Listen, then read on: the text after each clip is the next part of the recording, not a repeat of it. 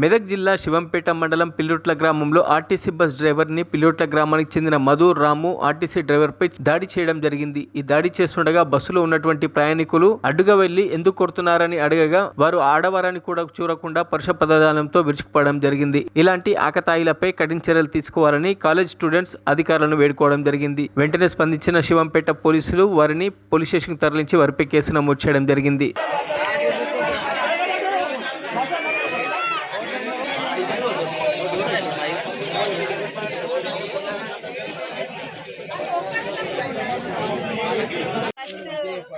చిన్న ఇన్సిడెంట్స్ వల్ల ఆగిపోయింది. కాలేజ్కి లేట్ అవుతుంది. బస్ డ్రైవర్ని ఇక్కడ కొట్టినారు.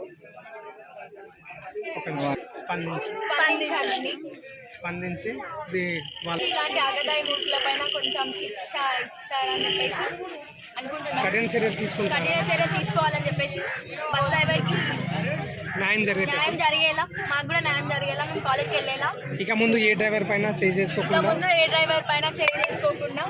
చూసుకోవాలని కోరుతున్నాను. మరిన్ని అప్డేట్స్ కోసం మా ఛానల్ని సబ్స్క్రైబ్ చేయండి.